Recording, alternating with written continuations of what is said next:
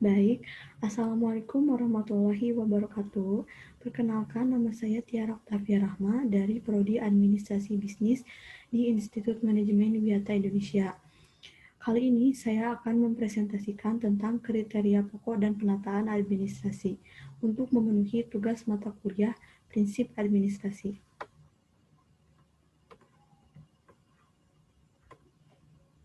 Nah, di dalam administrasi ini memiliki kriteria pokok administrasi yaitu berupa rangkaian kegiatan penataan yang akan diuraikan secara mendalam tentang penataan administrasi agar sesuatu kegiatan dapat dikatakan sebagai administrasi.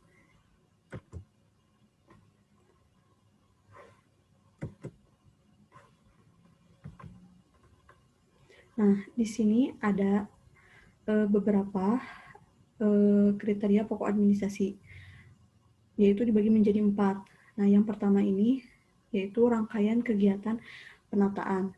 Kegiatan administrasi ini merupakan bukan kegiatan tunggal, akan tetapi kegiatan ini dapat dipekerjakan oleh sekelompok orang yang terdiri atas beberapa kegiatan dan kegiatan-kegiatan tersebut merupakan suatu rangkaian yang saling berhubungan satu dengan yang lainnya. Nah, menurut De Liangji, administrasi merupakan rangkaian kegiatan yang wujudnya membuat suatu kebijakan, merencanakan keputusan, menyusun, mengatur, memimpin, mengurus, mengarahkan, membimbing, dan menyelesaikan, mengawasi, mengendalikan, menyempurnakan, dan kegiatan-kegiatan lain semacam itu. Nah, kegiatan-kegiatan ini yang termasuk pengertian administrasi adalah tentang rangkaian kegiatan penataan. Nah, dalam proses belajar mengajar di perguruan tinggi tersebut akan ditemui suatu rangkaian kegiatan pekerjaan substantif, yaitu antara lain yang pertama itu penyusunan kurikulum, yang kedua proses kegiatan belajar mengajar, yang ketiga ada proses kegiatan penelitian. Adapun untuk menunjang kegiatan substantif dalam perguruan tinggi atau yang termasuk rangkaian kegiatan penataan yaitu antara lain. Yang pertama itu menyusun rencana kegiatan tahunan. Yang kedua itu menyusun kalender akademik. Yang ketiga itu menyiapkan rencana kegiatan. Yang keempat itu menyiapkan sarana perkuliahan. Nah, hubungan penataan administrasi. Di sini ada yang pertama itu kegiatan administrasi atau penataan yang secara berurut. Selanjutnya, kegiatan administrasi bersama-sama dengan pekerjaan substantif. Selanjutnya, balik lagi kegiatan administrasi atau penataan.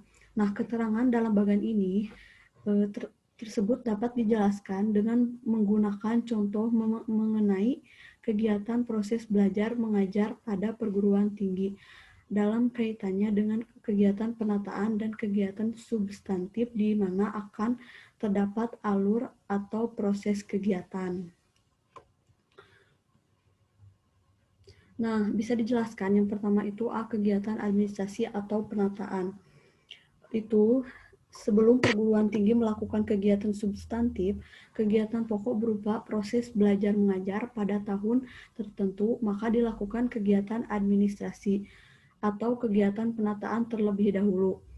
Misalnya, melakukan rapat mengundang seluruh dosen serta staf yang terkait dalam rangka pelaksanaan kegiatan proses belajar mengajar, seperti kapan proses belajar mengajar dimulai, aspek-aspek apa saja yang perlu dibenahi, bagaimana kondisi ruangan perkuliahan, dan sebagainya. Selanjutnya, tentang yang kedua, kegiatan administrasi bersama-sama dengan pekerja substantif. Nah, sewaktu kegiatan proses belajar mengajar sebagai kegiatan substantif berlangsung, maka kegiatan administrasi juga masih berjalan. Misalnya, mengadakan rapat evaluasi di tengah-tengah semester atau melakukan proses pembayaran SPP oleh mahasiswa. Nah, yang ketiganya, kegiatan administrasi atau penataan. Nah, setelah proses belajar mengajar selesai dan mahasiswa sudah tidak kuliah lagi, kegiatan administrasi tetap berjalan, misalnya dalam rangka mengevaluasi ujian mahasiswa serta proses penilaian oleh dosen dan diadministrasikan oleh bagian tata usaha. Demikian tadi penjelasan mengenai makna atau arti administrasi dilihat dari aspek administrasi sebagai kegiatan penunjang kegiatan pokok atau kegiatan substantif. Nah, yang kedua itu ada sekelompok orang.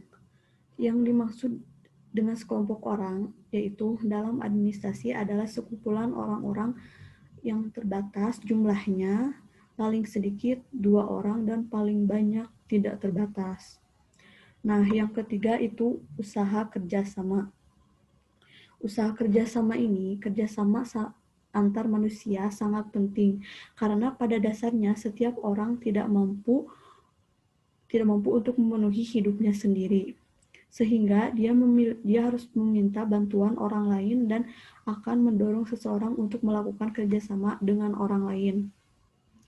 Nah, seseorang atau sekelompok orang membentuk atau memasuki suatu sekelompok kerja sama tidak lain karena orang tersebut mempunyai harapan dan tujuan bahwa dengan membentuk atau memasuki serta melalui kerjasama, maka tujuan yang ingin dicapai seperti pemenuhan kebutuhan fisiologis dan psikologis, psikologis material dan spiritual, jasmani dan rohani, dapat terwujud dalam suatu tingkat kepuasan tertentu. Nah, yang selanjutnya itu ada tujuan individu. Nah, setiap individu atau seseorang pasti mempunyai tujuan, yaitu untuk memenuhi kebutuhan hidupnya yang mungkin dapat dicapai melalui usaha dan perjuangannya sendiri. Tujuan individu maupun organisasi tersebut dapat digambarkan dalam tabel di bawah ini. Nah, untuk organisasi memiliki tujuan. Yang pertama itu mencari keuntungan.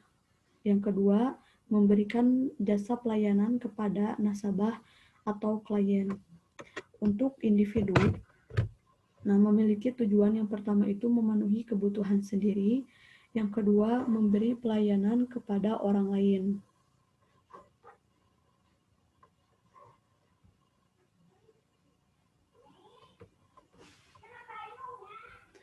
Baik, sekian terima kasih presentasi dari saya. Semoga bermanfaat bagi kita semua. Wassalamualaikum warahmatullahi wabarakatuh.